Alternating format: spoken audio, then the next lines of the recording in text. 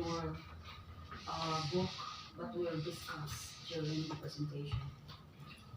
So also, during the medieval Christians believed that a pilgrimage to holy shrine produce a spiritual benefit. So, ano sila?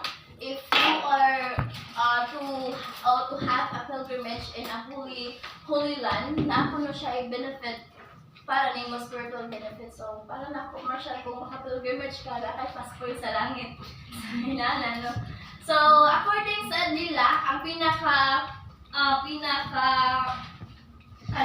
it was ang pinaka-greatest shrine but also difficult to achieve is To visit is the holy city of Jerusalem.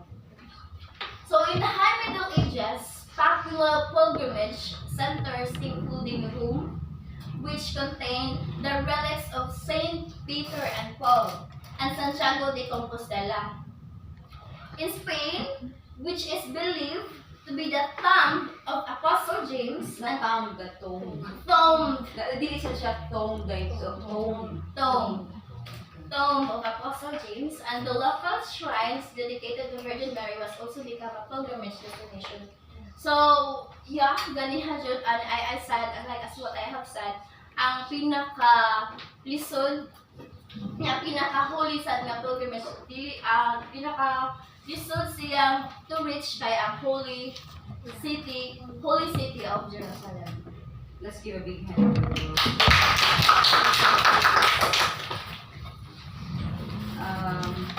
Gerald.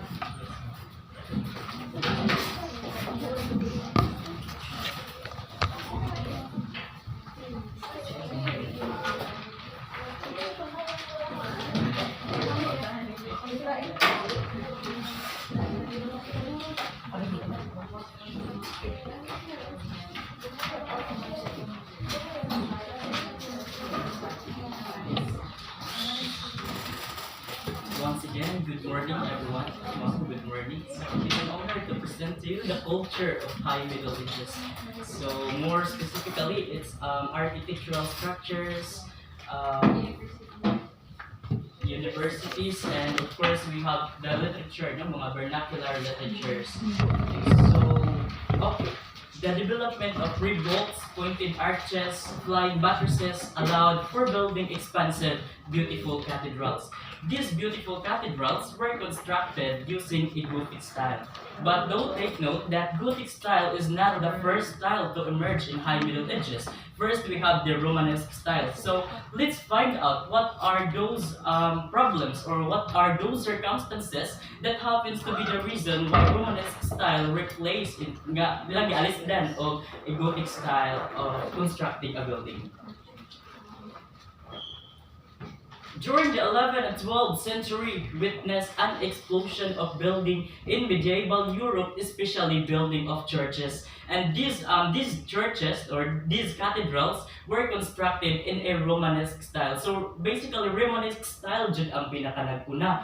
And Romanesque builders, they use a basilica shape in constructing a building in a late Roman Empire. So unsa man dainin basilicas, no? Basilicas were a rectangular buildings with a flat wooden roofs.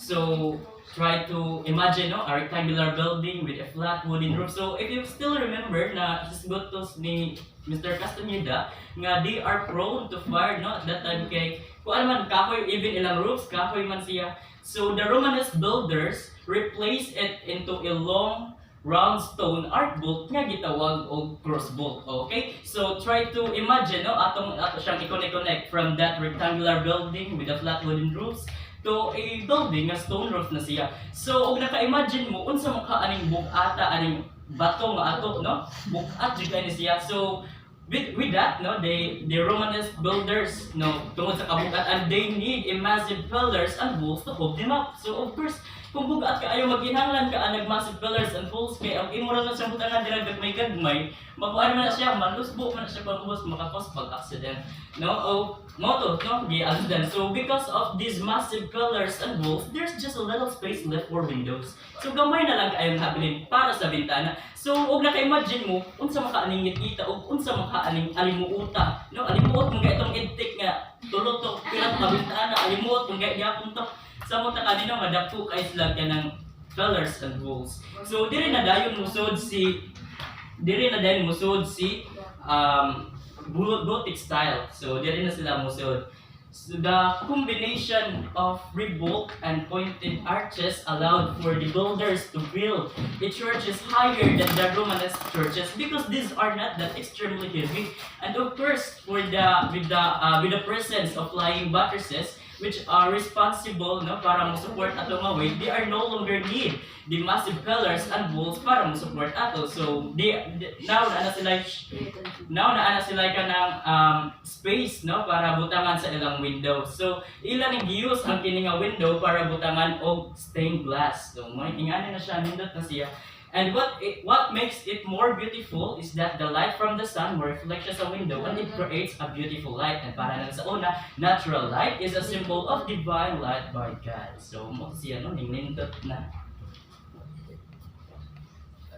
Of course, universities, no? Now we'll have the universities. The university today, with the faculty, with the students, and with the degrees that everyone wants to have, is a product of high Middle Ages. University, from the Latin word universitas, which means corporation or guild.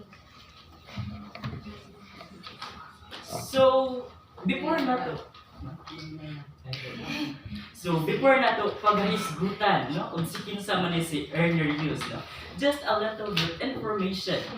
The first European universities appeared in Bologna, Italy.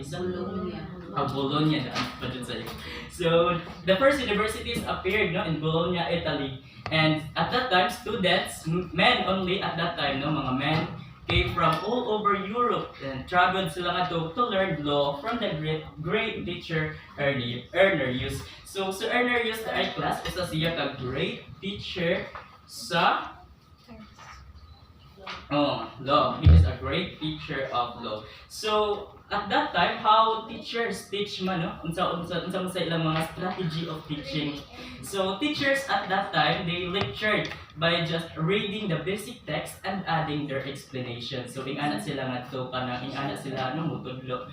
And of course, para makuha nila ang degree, after 4 to 6 years of studying, they must undergo an oral examination. So, wala dyan nakalusot aning oral, no? Bisan ato mga kanino-inuan pa na. Oral dyan. In fact, di gali sila makakuha aning degree, no? Para after 4 to 6 years of studying kayo mo oral alagi. So, it's not an excuse, no? Kay sila sa una nag-oral sa di. So, dili ta makaingon na ay ba't ano ko rin kay na oral kay sila sa una mag-oral man sad, no? So, and as university students, you have to endure the long lectures that you are supposed to listen. Dili kaya. Dahil sige pa atuhod. Yesterday, perting sa baa. Ang ikanta, pa atuhod. Desat bang.